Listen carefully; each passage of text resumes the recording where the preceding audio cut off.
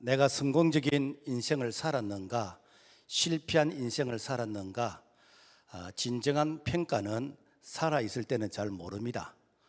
살아있을 때는 기회가 많이 주어지지요. 그러나 인생을 다 살고 죽음 앞에서 평가는 냉정합니다. 나는 죽음 앞에서 어떤 평가를 받을까? 어떤 사람은 태어나면서부터 어렵게 살다가 일평생 고생만 하다가 죽어서도 그 영혼이 지옥 가는 경우가 있습니다. 참으로 불행한 인생을 살았던 자입니다. 또 어떤 사람은 태어나면서부터 어렵게 살았지만 갈수록 점점점 형편이 좋아지고 그리고 행복하게 살다가 그리고 죽어서 영원한 천국에 가게 되었습니다. 성공한 인생을 살았다라고 할 수 있습니다. 또 어떤 사람은 어릴 때는 부유하게 살았지만 갈수록 점점점 실패를 반복하다가 죽어서도 그 영혼은 지옥 같습니다. 허무한 인생을 산 자입니다. 또 어떤 사람은 어릴 때부터 이렇게 부모님 이렇게 잘 만나고 교육을 잘 받고 부유하게 살다가 일평생 선한 일을 위해서 참 좋은 일 많이 하다가 죽어서 그 영혼이 천국 갔습니다. 참으로 복 있는 인생을 살았던 자입니다. 여러분들은 어떤 인생을 살고 싶습니까? 대부분 사람들은 시작보다 끝이 좋기를 바랍니다. 좀 우리가 욕심을 낸다면은 비록 내가 시작은 어려운 환경에서 출발했지만은 그러나 죽을 때까지 참 이렇게 행통하게 이렇게 살고 싶은 이런 마음은 우리 모두에게 다 있습니다. 그래서 앞으로의 나의 소망이 있다면은 내 자녀들만큼은 참 이렇게 시작에서부터 참 이렇게 행복하게 그리고 넉넉하게 살다가 그리고 죽어서도 영원한 천국 가게 된다면 이거보다 더 큰 유산, 더 좋은 전통, 더 좋은 그런 바람이 어디에 있을까? 성경은 네 종류의 인생을 소개하고 있습니다. 첫째, 시작도 안 좋고 끝도 안 좋은 사람이 있습니다. 이런 사람은 성경 누가복음 9장에 보면은 헤롯 왕이란 이런 왕이 있습니다. 이 왕은 원래 성경에 보면 에돔 족속이라고 이 족속이 있는데 그 에돔 족속 하스몬인 그런 왕가에서 종살이를 하던 그런 노예였습니다. 그는 종이라는 그런 열등감과 그리고 비의식으로 그래서 이 쿠데타를 일으켰어. 그래서 왕가의 모든 사람을 죽이고 그리고 공주만 살려서 강제로 결혼하게 되어졌습니다. 그리고 그는 예수가 태어날 때에 유대인의 왕으로 예수가 태어났다고 해서 2살 이하의 모든 산의 아이를 예루살렘 주변에 있는 아이들을 다 죽이게 했습니다. 그리고 그분은 자기 동생의 아내 제수씨가 예쁘다 해서 자기 동생을 죽이고 제수씨를 그야말로 아내로 빼앗는 그런 만행 같은 일을 저질렀습니다. 이 사실이 잘못되었다고 세례요한이 책망을 하니까 세례요한을 목을 베어서 죽이는 그런 아주 잔인한 왕입니다. 그리고 이 헤롯 왕이 죽기 직전에 아무도 자기 죽음에 대해서 슬퍼할 사람이 없는 것 같으니까 자기 죽음 직전에 많은 사람들을 죽였습니다. 그리고 사람들이 그 억울하게 죽은 그 사람 때문에 정말 원통해서 울 때 그 울음을 자기 왕에 대한 이런 이 애도로 이렇게 위장하기 위해서 그래서 선량한 사람들을 죽여서 마치 자기를 위해서 애도하는 같은 이러한 이게 만행을 저질렀습니다. 여러분, 헤롯 왕은 시작도 안 좋고 끝도 안 좋고 차라리 이런 사람들은 태어나지 말아야 될 그런 운명의 사람 같습니다. 그렇다면 왜 악한 사람이 악한 일만 하다가 악한 자로 세상을 이렇게 떠나게 될까? 먼저 우리는 모든 사람은 죄인이란 거예요. 다 원죄를 가지고 태어났습니다. 그래서 로마서 3장 23절 모든 사람이 죄를 범하였으며 죄의 삭은 사망이라. 그래서 죄인이기 때문에 죄를 짓는 것은 당연한 것입니다. 그렇지만 하나님은 범죄한 인간을 해결시키기 위해서 하나님께서 여러 모양으로 깨닫게끔 하십니다. 자연을 통해서 경고를 하시고 양심을 통해서 뉘우치게 하시고 또한 이렇게 선지자를 통해서 이 말씀으로 깨우치게 하시고 하나님은 여러 모양으로 그 사람이 이 죄에서 돌아오도록 이렇게 건면을 합니다. 그런데 끝까지 고집부리면서 끝까지 깨닫기를 거부하는 이런 사람을 성경은 양심에 하이 맞은 사람이라고 얘기합니다. 그래서 자꾸만 이렇게 양심을 속이면서 내가 고집을 부리면서 내가 이게 죄악길을 이렇게 걸어가기를 바라는 자는 이것은 그냥 하나님이 내버려 둬버립니다. 이게 버린 자식이다. 그래서 성경 로마서 1장 28절과 이게 32절까지 말씀해 보면은 우리 같이 한번 읽어볼까요? 시작. 그들이 마음에 하나님 두기를 싫어하며 하나님께서 그들을 그 상실한 마음대로 내버려 두사 합당하지 못한 일을 하게 하셨으니 곧 모든 불의, 추악, 탐욕, 악의가 가득한 자요 시기, 살인, 분쟁, 사기, 악독이 가득한 자요 수군수군하는 자요 그들이 이 같은 일을 행하는 자는 사형에 해당한다고 하느니라. 내가 반복하여 죄를 짓는데 그래서 죄를 짓는데도 불구하고 간섭을 하지 않는다면 이거는 자유가 아닙니다. 이것은 포기한 자입니다. 이것은 버린 자식입니다. 여러분요, 내가 잘못했을 때에 누군가가 나의 잘못을 지적하고 나의 잘못에 대해서 책망해주고 그렇게 바르게 살도록 건면해주는 사람이 있다면 그 사람은 희망이 있는 사람입니다. 그 사람은 복을 받는 사람인 것입니다. 교회는 어떤 곳인가? 교회는 잘못된 길을 가는 사람에게 건면하고 책망하고 바른 길을 걸어갈 수 있도록, 그래서 매주 건면해서, 그래서 비록 내가 이렇게 출발은 잘못됐다 할지라도 바른 길을 걸어갈 수 있도록, 바른 길을 안내할 수 있도록 하는 것이 바로 교회이다라는 것입니다. 그리고 두 번째로는 시작은 좋은데 끝이 안 좋은 사람이요. 성경 역대하 24장에 보면은 요아스라는 이런 왕이 있어요. 이 요아스 왕은 7살에 왕이 되었어요. 그 7살짜리가 뭘 알겠습니까? 그런데 이 왕이 40년 동안 이게 통치를 했는데, 이 40년 동안 이 통치하는 과정에서 참 어린 나이인데도 불구하고 왕으로서 역할을 잘했습니다. 어떻게 가능했는가?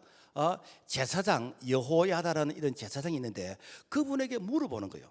지금 말하면은 이렇게 영적인 지도자 목사님에게, 인생의 참 이게 훌륭한 분에게 물어가면서 이렇게 이 통치를 했다라는 것입니다. 그래서 하나님께서는 비록 7살의 왕이 되었지만은 나라를 크게 축복했어요. 그런데 문제는 그 제사장 여호야다가 죽은 후에 하나님을 버리고 우상을 섬기면서, 그래서 하나님과 정반대되는 그런 삶을 살게 되었습니다. 그래서 하나님께서는 이 요아스 왕을 이렇게 회개하고 돌아오도록 하기 위해서 참 이 이방 나라를 붙여가지고 전쟁을 통해서 이렇게 돌아오도록 했는데 끝까지 안 돌아온 거예요. 그래서 되니까 전쟁에서 죽게 되었습니다. 요아스는 시작은 참 잘했지만은 끝이 불행한 자, 끝이. 왜 이런 현상이 생길까? 내 인생에 나를 지도하는 멘토가 죽었기 때문에, 멘토가 없기 때문에 그렇게 되었다라는 것입니다. 여러분, 유태인 600만 명을 죽인 독일의 히틀러와 우리 조선 왕조 폭군 연산군과 고모부를 고사포로 죽이는 북한의 김정은의 공통점이 무엇인가? 어릴 적부터 멘토가 없다는 거예요. 가장 가까운 멘토는 부모입니다. 어릴 적에 부모만큼 훌륭한 멘토가 없어요. 그런데 그 부모의 그 멘토를 받지 못했다는 것이요. 요즘은 결손 가정이 많다 보니까 사실 이 자녀들이 이렇게 부모님의 바른 가르침을 받지 못하는 이런 경우가 참 사회 문제가 되기도 합니다. 그런데 교회에 오면 희망이 있습니다. 왜 희망이 있는가? 하나님은 우리 아버지가 되어주시고 하나님은 우리의 멘토가 되어주신다는 것이죠. 그래서 이사야 49장 15절, 여인이 어찌 겉젖 먹는 자식을 잊겠으며 자기 태어난 아들을 긍휼히 여기지 않겠느냐? 그들은 혹시 잊을지라도 나는 너를 잊지 않겠다. 여러분, 젖먹이에 그 엄마가 어찌 아이를 잊겠습니까? 그런데 혹시 있는다 할지라도 나는 너를 잊지 않겠다는 거예요. 그분이 하나님 아버지인데 그분이 우리의 멘토가 되어주시겠다라는 것입니다. 그러므로 말미암아 아무리 환경이 어렵다 할지라도 우리가 절망하거나 포기하지 말아야 될 것은 하나님이 우리 아버지 되어주시고 우리를 바른 길로 인도해 주신 줄로 믿습니다. 우리 이렇게 민족의 역사 가운데서 그 조만식 독립운동가가 있습니다. 이분은 평안북도 대동군에서 부잣집 아들로 태어났는데, 그래서 그 1900년 이 초에는 사실 학교가 없었어요. 그래서 서당에서 공부하는데, 그래서 한문 공부도 많이 하고 한 16살 정도 되었을 때에 이 술 친구들하고 이렇게 어울려서 싸우고 도박하고 불량배들하고 어울리고 그랬습니다. 한 분은 미국의 이 선교사가 조만식 이 청년애가 여보게 젊은 사람이 그렇게 술을 마시고 그렇게 해가지고 지금 나라가 일본에 망해가고 있는데 그래가지고 어떻게 이 나라를 살리겠는가 그러면서 야단을 쳤습니다. 그 얘기를 듣는 순간 술이 깨버리는 거예요. 그래서 그 선교사님 찾아가서 그러면은 내가 나라와 민족을 위해서 내가 무엇을 해야 되겠습니까? 라고 물었더니 선교사님이 예수 믿게, 예수 믿으면 새 사람이 되네. 그래서 그날로 술과 도박과 그리고 참 이렇게 내가 폐섬하던 이런 어둠의 생활을 다 청산하고 이제는 교회 나와서 새 사람이 되었는데, 그래서 이분이 그때 당시에 이게 숭실학교라고 기독교 학교가 있습니다. 숭실학교를 졸업한 이후에 오산학교에서 이렇게 선생으로 이렇게 학생들을 가르치고 이분이 3.1 독립운동을 주도하게 되었습니다. 그래서 이분이 교회 장로님이 되셨는데 이분이 이런 말을 했습니다. 내가 살아보니까 경찰서 10개 지는 것보다도 교회 하나 세우는 것이 훨씬 더 낫다라는 이런 말을 했습니다. 어떻게 이 조만식이 참 이렇게 청년의 시절 방탕한 그런 삶을 살다가 우리 민족의 훌륭한 그런 지도자로서 이렇게 자리매김을 할 수 있는가? 바로 선교사라는 멘토가 있었기 때문에 가능했다라는 것입니다. 여러분, 우리나라 역대 대통령들을 보면은 끝이 좀 안 좋아요. 그래 요즘은 대통령 하라 그러면 욕이래요. 자, 이승만 건국 대통령은 이렇게 참 하와이에 망명 생활을 했고, 그리고 박정희 대통령은 경제 대통령으로서 참 훌륭한 대통령인데 참 이렇게 총에 맞아 죽게 되어졌고, 전두환, 노태우, 이명박, 박근혜 대통령은 감옥살이를 하게 되어졌고, 그리고 전직 김영삼 대통령, 김대중 대통령은 아들이 감옥에 가게 되는 것이고, 노무현 대통령은 자살하게 되어졌고, 전직 문재인 대통령의 자녀도 지금 재판을 받고 있는데 어떻게 될지를 모르고. 여러분, 왜 이런 현상이 생깁니까? 나를 지도하는 스승 멘토가 없기 때문에 그렇습니다. 누가 나를 지도하느냐 감히 이렇게 생각하고 있으니까 그야말로 충원으로서 이렇게 지도할 수 있는 이렇게 건면할 수 있는 이러한 멘토가 없는 것이 그야말로 불행을 가져왔다라는 것입니다. 여러분, 우리 그리스도인에게는 하나님이 멘토를 주셨어요. 그분이 누구신가? 십자가에 달려 죽으시고 부활하시고 성전하신 예수 그리스도 그분께서 성령으로 우리 가운데 계시는데 그 성령은 우리를 도와주시는 보혜사 성령인 것입니다. 그래서 성령 하나님 그분께서 우리의 멘토가 되어주셔서 우리의 갈 바를 알지 못할 때만은 그분께서 우리의 갈 길을 인도해 주시고, 그리고 우리에게 진리를 깨달아 알 수 있도록 우리에게 이렇게 말씀이 깨달을 수 있는 그런 은혜를 주시는 것이요. 그래서 요한복음 14장 18절에 보면은 내가 너희를 과와 같이 버려두지 아니하고 너희에게로 오리라. 요한복음 14장 16절 보혜사 곧 아버지께서 내 이름으로 보내실 성령 그가 너희에게 모든 것을 가르치고 내가 너희에게 말한 모든 것을 생각나게 하리라. 여러분, 성령의 인도를 받는 자들은요 흔들릴 수는 있지만 넘어지지 않습니다. 실패하지 않습니다. 여러분, 조금 꼬불꼬불하게 갈 수 있지만은 끝까지 이렇게 완주할 수 있습니다. 왜 그런가? 성령 하나님이 우리의 멘토가 되어주시고 우리를 도와주신 줄로 믿습니다. 성경 마태복음 26장에 보면은 가룟 유다가 나와요. 이 가룟 유다는요 예수님의 12 제자 중에 하나예요. 지금 말하면은 대통령보다도 더 위대한 그런 이렇게 참 지도자의 내가 참모가 되었다, 제자가 되었다, 이거는 대단한 가문의 영광인 것입니다. 그런데 이 가룟 유다가 예수님을 스승을 언삼십에 팔아버렸어요. 대통령을 배신한 것보다도 더 이렇게 악한 자입니다. 그리고는 자신이 후회하면서 이렇게 자살하게 됐습니다. 시작은 화려하게 시작했지만은 끝이 아주 비참하게 안 좋은 모습으로 끝나게 되었습니다. 예수님은 가룟 유다에게 회개할 많은 기회를 주었습니다. 심지어 나와 함께 그릇에 손을 넣는 그 자가 나를 팔 것이라고 가르쳐 줬습니다. 그럼에도 불구하고 못 들은 척 했습니다. 여러분, 우리가 이 시대에 가룟유다 같은 이런 인생을 살지 않기 위해서는 여러분, 누군가가 나의 잘못을 지적하고 나의 잘못에 대해서 책망할 때 여러분 회개해야 됩니다. 회개하면은 하나님께서 기회를 주십니다. 이사야 43장 25절, 나하고 나는 나를 위하여 너 허물을 또 말한 자니 너 죄를 기억하지 아니하랴. 억만가지 죄악이 있다 할지라도 여러분 회개하면은 그 죄를 기억하지 않겠대요. 이게 무엇인가? 우리 예수님께서 우리에게 사죄의 은총을 주시는 것이요.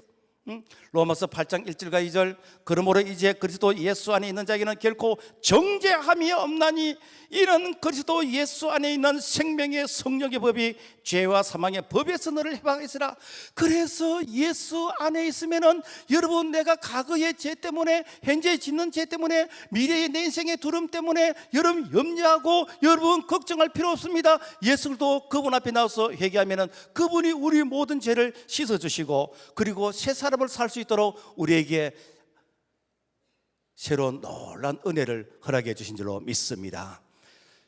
그 다음에 시작은 안 좋은데 끝이 좋은 사람이 있어요. 성경에는 대부분 보면은 시작은 흙수저인데 끝이 다 금수저처럼 이렇게 훌륭한 사람이 되는 경우가 참 많이 있습니다. 그 자가 누군가? 창세기 41장에 보면은 요셉이요. 요셉은 17살에 형들의 미움을 받아서 애굽의 종으로 노예로 팔려갔습니다. 그래서 참 내가 열심히 일했는데도 불구하고 억울한 누명을 쓰고 감옥에 들어갔어요. 감옥에서도 내가 좋은 일 많이 했는데도 불구하고 내가 이렇게 선행을 한 일에 대해서 사람들이 이렇게 기억을 해주지 않는 것이요. 그럼에도 불구하고 요셉은 누구를 원망하거나 그리고 참 신세 타령하지 않냐고 끝까지 인내하게 되는데, 한 번은 애굽의 바로 왕이 내가 꿈을 꿨는데 이 꿈을 해석할 자가 없는 거예요. 그래서 애굽에 막 이렇게 술사들을 불러서 내 꿈을 해석할 수 있느냐? 모르겠는데요. 이 꿈을 해석할 자가 누가 있냐? 제가 옛날에 그 감옥에 있을 때 그때 요셉이라는 사람이 꿈을 해석을 잘하던데 제가 그분을 소개하겠습니다. 그래서 요셉이 이제는 바로 왕 앞에 가서 내가 이런 꿈을 꿨는데 이 꿈을 해석을 해봐라. 그랬더니 왕이시여, 앞으로 7년 대풍년이 있을 것입니다.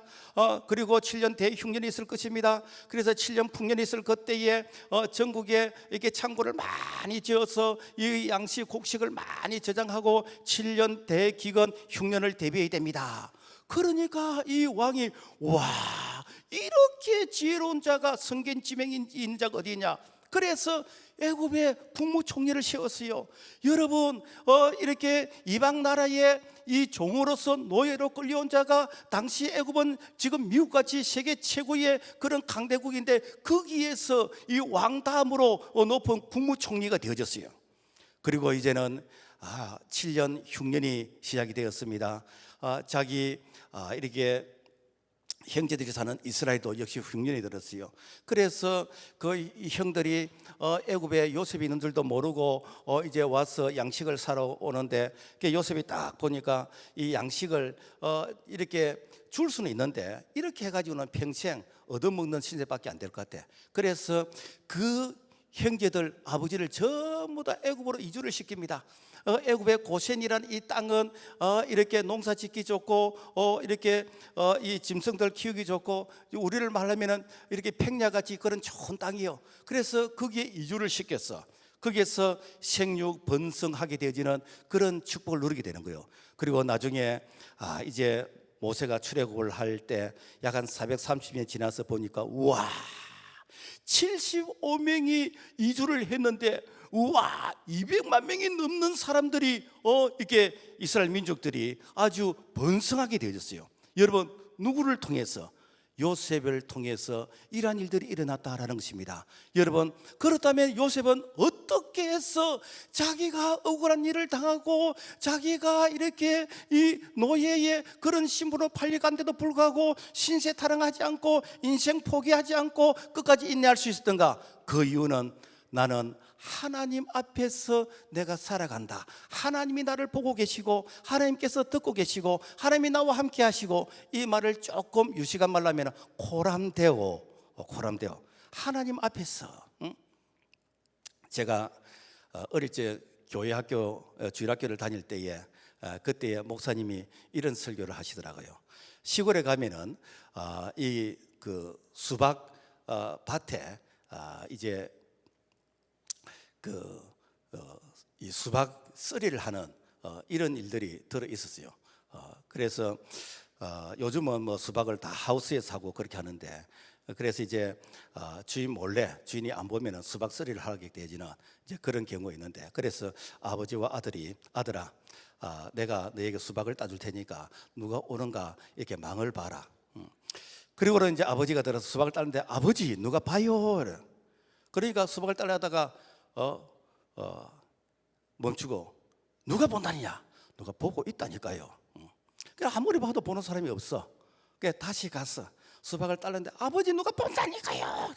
그래서 수박을 따려다가 또 나왔어. 누가 본다느냐? 보고 있다니까요. 어디인데? 보고 있다니까요. 아버지한테 거짓말하면 안 된다. 그리고 세 번째 또 가서 수박을 따는데, 아버지 보고 있어요. 아버지가 기분 나빴어요. 야 이놈아, 누가 본단 말이냐? 하나님 아버지가 내리다 보고 계시오. 이렇게 해가지고 참 이게 수박을 따지를 못했어요. 그런데 이 얘기를 들은 아버지가 참 아들을 따라서 이제 교회를 나오게 되어졌고, 그리고 이 아들은 나중에 훌륭한 목사님이 되었다라는 얘기를 들은 적이 있습니다. 여러분, 하나님이 나를 보고 계시고 하나님이 내 말을 듣고 계시고 하나님이 내 곁에 계신다면요, 여러분 우리가 정직하게 살 수 있습니다. 우리가 낙심하지 않을 수 있습니다. 절망하지 않을 수 있습니다. 하나님 앞에서 살아간다면은 반드시 그분은 우리를 진리 안에서 우리를 자유하게 할 뿐 아니라 승리하게 하는 줄로 믿습니다. 그래서 가장 어리석은 사람이 어떤 사람인가? 하나님은 안 계신다고 생각하는 사람이에요. 그래서 시편 53편 1절에 보면은 어리석은 자는 그 마음에 이르기를 하나님이 없다 하는도다. 저희는 부패하여 가정한 악을 행하여 선을 행하는 자가 없다다. 그래서 여러분요, 어떤 사람은 그렇게 이야기합니다. 하나님 보여주면 내가 믿지.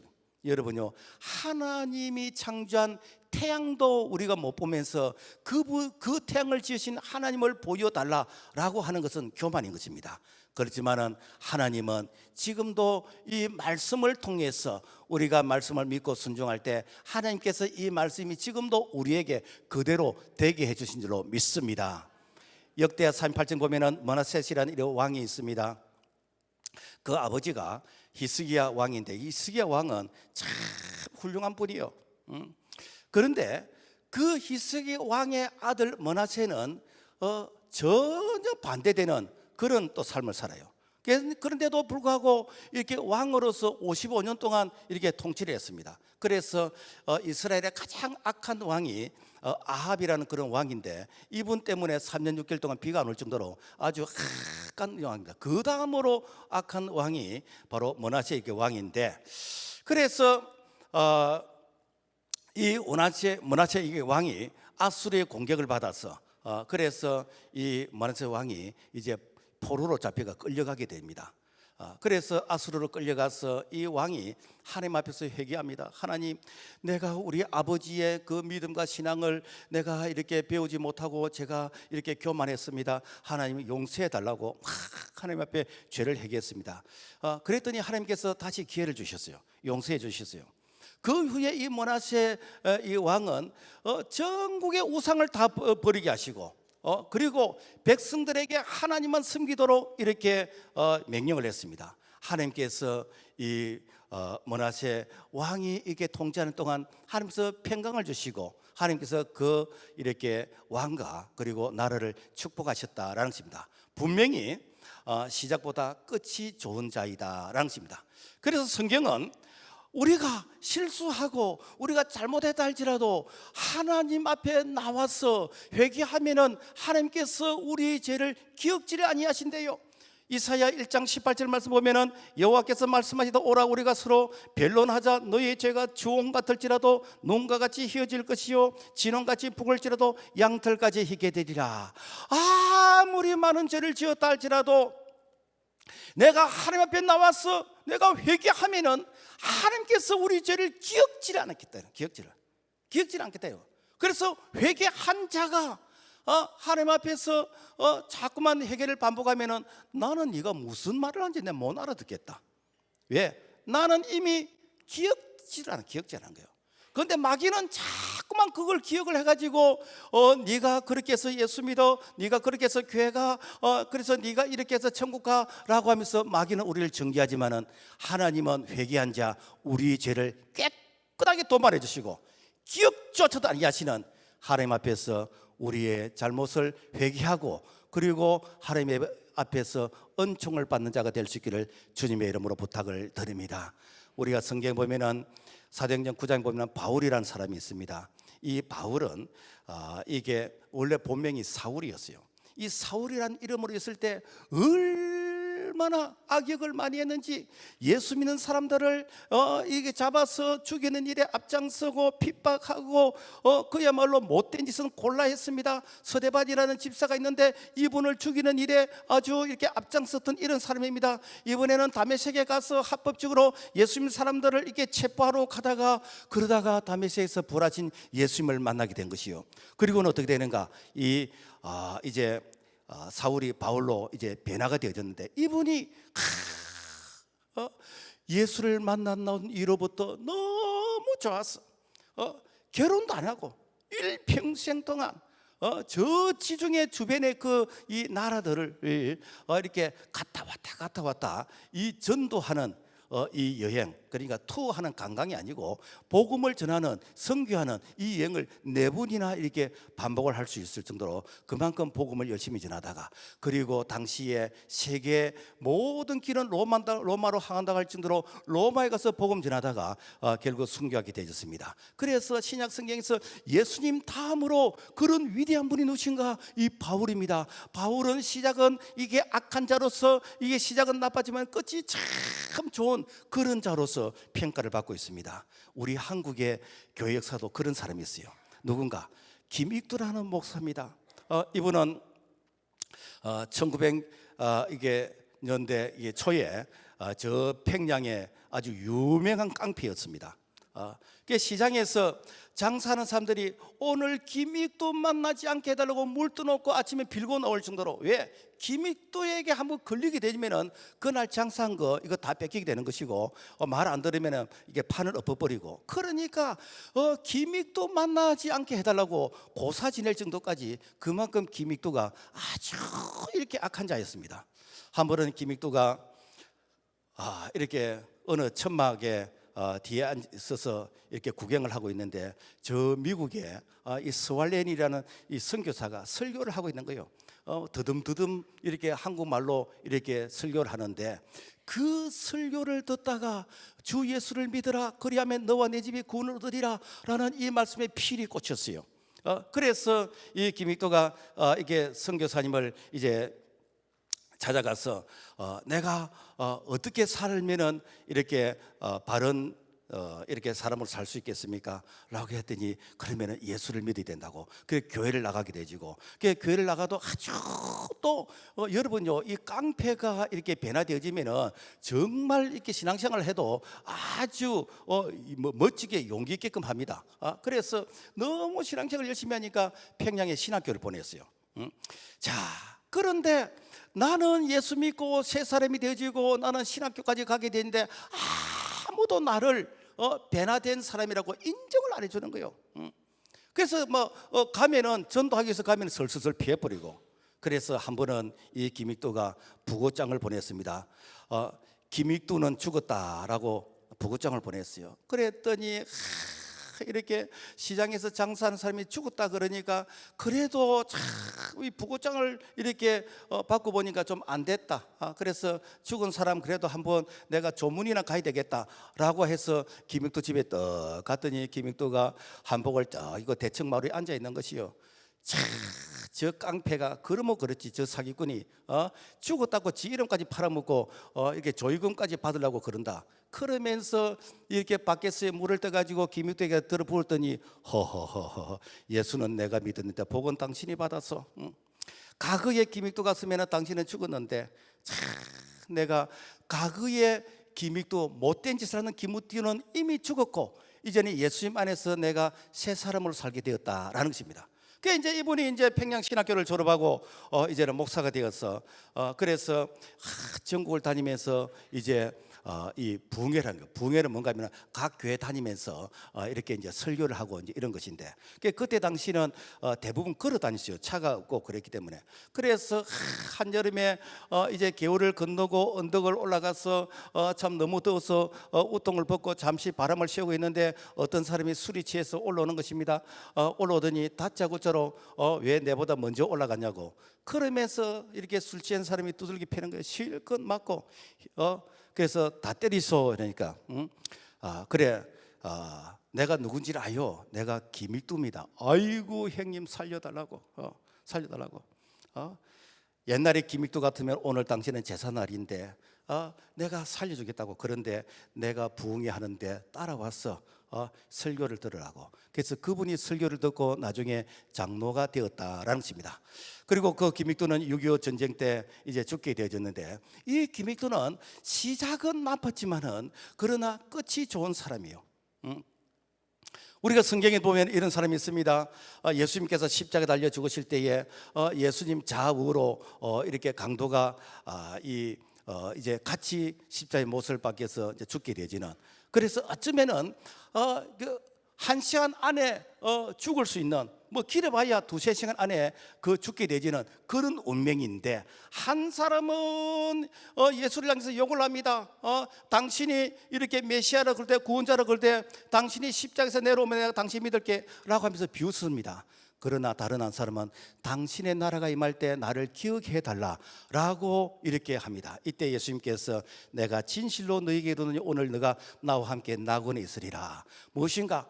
그야말로 일평생 강도질을 하고 못된 짓을 했지만은 마지막 숨을 몰아쉬는 1시간 전후 그 사이이지만은 예수님을 마음의 구원자로 영접하게 됐을 때 네가 오늘 나와 함께 천국에 있게 될 것이라. 이것이 무엇인가? 그야말로 일평생 동안 내가 못된 짓하고 나쁜 짓하고 살았지만은 그러나 예수를 돌려 영접하게 되지만은 그분은 천국 가게 되진다라는 것입니다.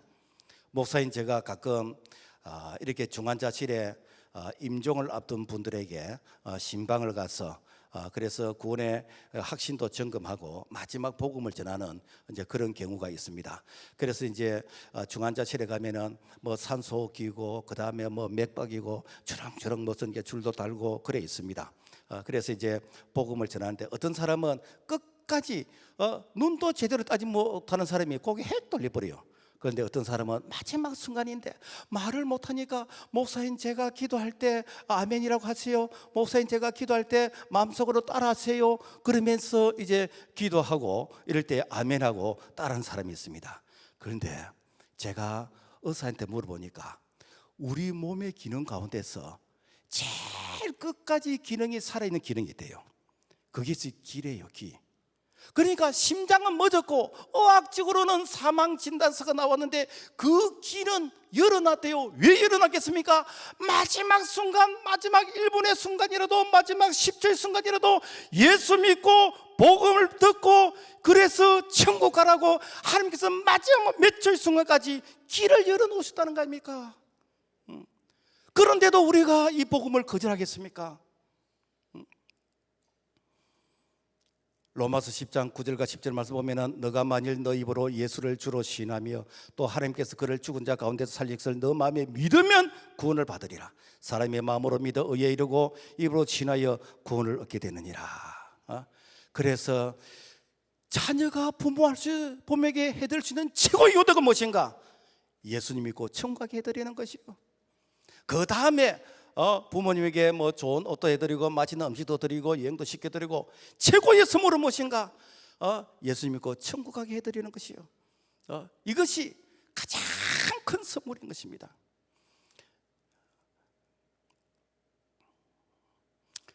그리고 시작도 이렇게 좋고 끝도 좋은 사람이 있습니다.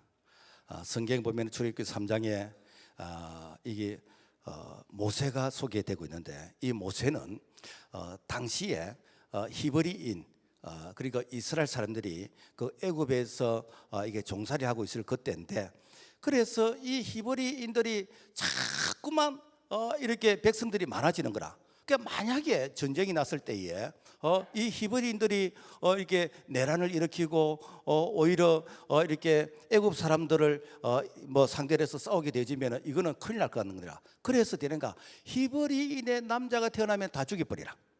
그래서 모세가 태어날 때에 모세가 남자니까 죽어야 돼. 그런데 이 산파가 이게 모세를 살려주었어. 이 불법이요.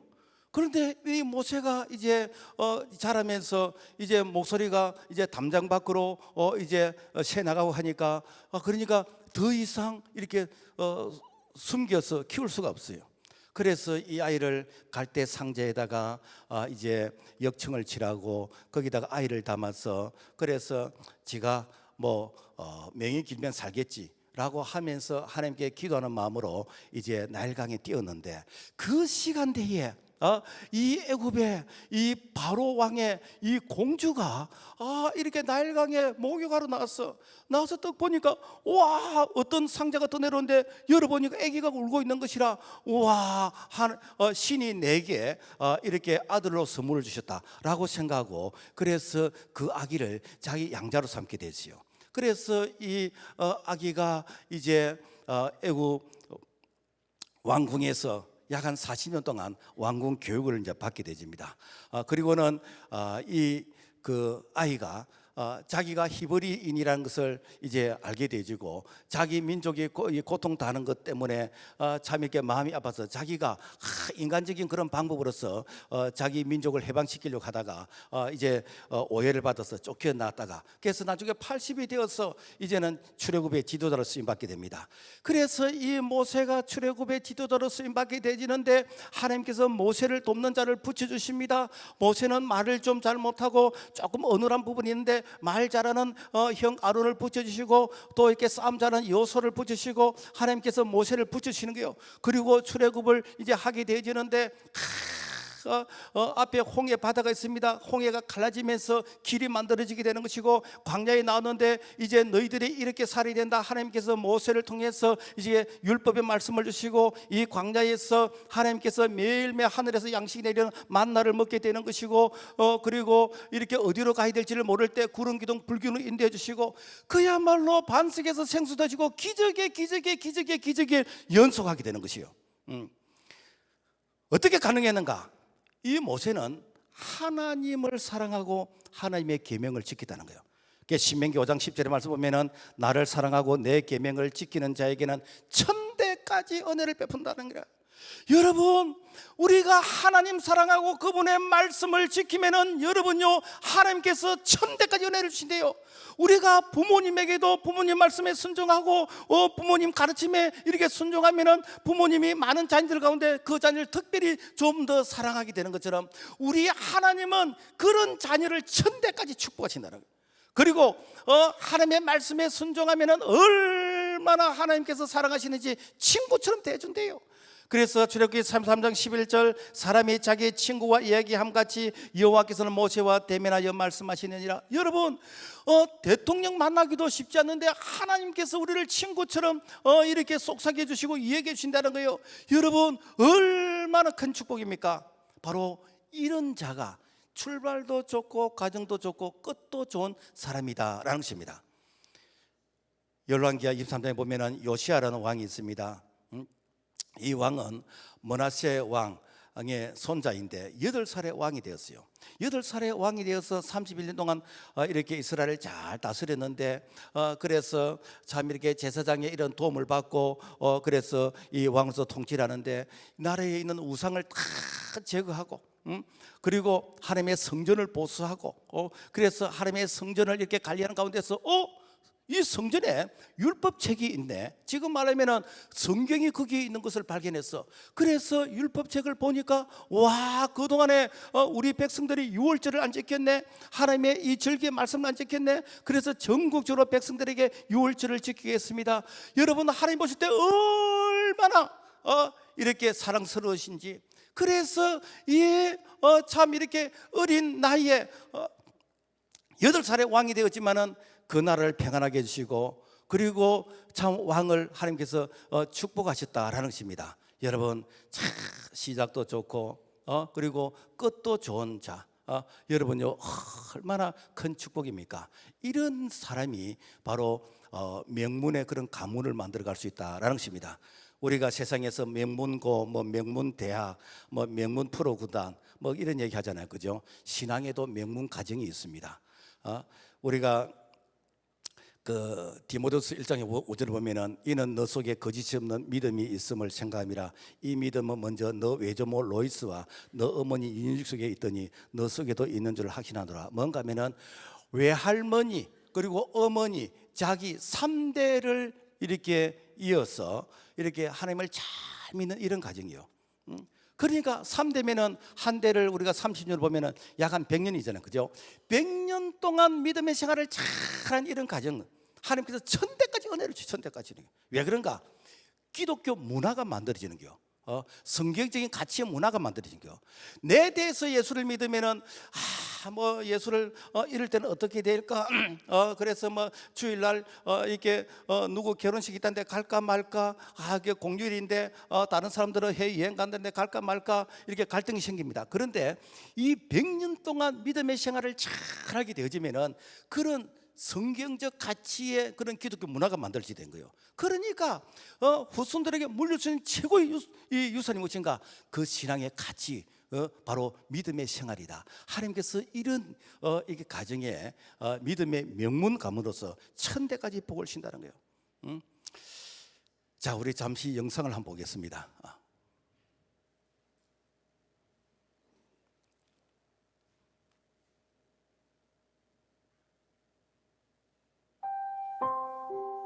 안녕하십니까? 인생은 세 가지 문제를 해결하지 못할 때 갈등하고 방황하고 고민하는 것 같습니다. 첫째는 길을 잘못 들었기 때문입니다. 나는 이 길을 가고 싶었는데 막상 가보니까 그 길이 아니었거나, 또는 그 길에서 계속 방향을 찾지 못하고 맴맴 돌 때입니다. 그래서 우리는 길이 아닌 길을 가려 하고 길이 없는 길을 뚫어보려고 그렇게 애쓰는 것이죠. 두 번째는 진리를 잃어버렸기 때문이죠. 진리라고 생각했는데 알고 보니 거짓이었고, 사랑인 줄 알았는데 배신이었고, 진실인지 알았는데 허위였다는 것이죠. 그래서 우리는 가짜를 붙들고 진짜처럼 목말라 했던 것입니다. 셋째는 잃어버린 생명입니다. 모양은 있는데 생명은 없고, 형태는 있는데 열매가 없는 것입니다. 죽은 나무 붙들고 꽃이 피기를 바라는 것이죠. 그런데 인생에 참 길과 진리와 생명이신 한 분이 계십니다.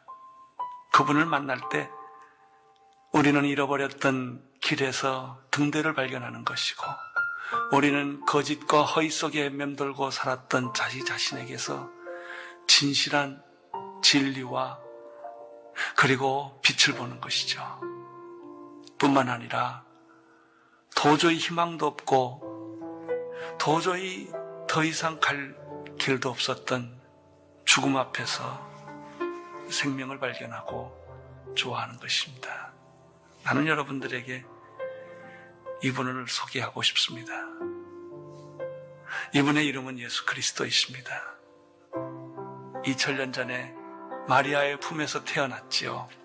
갈릴리 해변에서 자랐고요. 33년을 살았습니다. 그런데 너무나 비참하게 그는 십자가에서 죽었습니다. 그분이에요. 왜 그분이 당신의 삶의 길이요, 진리요, 생명이 되는 줄 아십니까? 죽었다면 그런 일을 못하실 것입니다. 근데 그분이 다시 살아났거든요. 그때 살아난 게 아니라 지금까지 살아계시거든요. 여러분, 이분을 만나보면 여러분의 인생이 변할 겁니다. 안 보이던 길이 보이고요. 방황하던 여러분의 인생에 종지부를 찍게 될 것입니다. 삶이란 속도가 중요한 것이 아니라 방향이 중요합니다. 속도로 살아온 사람들이 너무나 많죠. 그러나 방향이 바로 잡히면 좀 늦게 갈 수 있고 천천히 갈 수 있지만 반드시 가는 것이죠. 그것이 길입니다. 예수 그리스도를 만나보십시오. 그의 이름을 불러보십시오. 당신 몸 안에서 진리가 살아나는 것을 경험하게 될 것입니다. 우리는 수없는 거짓말과 위선 속에 살다가 진실한 사람 하나를 만나면 눈물이 나는 것이죠. 진실. 그것은 자유예요. 우리는 수많은 것을 가지고 있으면서도 억압되어 있지요. 소유가 중요한 것이 아니라 나눔이 중요합니다. 그 진리를 우리에게 보여주신 분이 예수 그리스도이십니다. 진리를 알지니 진리가 너희를 자유케 하리라. 그리고 마지막으로 생명이신 예수 그리스도를 나는 여러분에게 소개하고 싶습니다. 새가 알을 까고 나오듯이 우리의 영혼은 모든 죄와 허물과 죽음의 세계를 깨고 생명으로 잉태하는 것입니다. 그분이 예수 그리스도이십니다. 여러분 놀랍지 않습니까? 꽁꽁 얼어버렸던 대지에 꽃이 피듯이, 죽었던 나무에 새싹이 돋듯이 당신의 인생에 생명의 꽃이 피어나게 될 것입니다. 이분이 예수 그리스도이십니다. 예수 그리스도를 가슴에 품고 마음에 모셔보십시오. 그분의 이름을 불러보십시오. 당신의 영혼은 이 순간 변하게 될 것입니다. 그리고 그 당신은 기적을 경험하게 될 것입니다. 이 시간에 예수 그리스도를 마음에 영접하고 내 삶의 새로운 변화와 기적 같은 일들이 일어나기를 우리가 소망하면서 함께 이 기도를 우리 따라하도록 하겠습니다. 사랑의 예수님, 저는 죄인입니다. 이 시간 예수님을 내 마음에 구원자로 영접합니다. 나의 모든 죄를 용서하여 주옵소서. 하나님은 내 아버지가 되시고 예수님은 내 인생의 주인이 되었습니다. 지금부터 세상 끝날까지 나와 함께하여 주옵소서. 예수님의 이름으로 기도합니다. 아멘. 이 기도를 간절한 마음으로 하셨다면 내가 느끼든지 느끼지 못하든지 간에 이미 내 속에 예수 생명이 잉태를 했습니다. 그래서 이 믿음이 이제는 잘 자랄 수 있도록 그래서 우리가 예배를 드리고 말씀을 듣고 그리고 교제하면서 믿음이 자라갈 수 있기를 바랍니다. 아무리 출발이 좋지 않다 할지라도 예수 안에서는 끝이 이렇게 참 성공적으로 그렇게 인도해 주십니다. 그리고 우리가 더 바랄 것이 있다면 예수 안에서는 시작도 좋고 가정도 좋고 끝도 좋습니다. 바로 이것이 하나님이 우리와 함께 하시는 그러한 임마누엘 삶이라는 것을 꼭 기억하시고 믿음의 생활에서 여러분 이렇게 떠나지 않기를 주의 이름으로 부탁을 드립니다.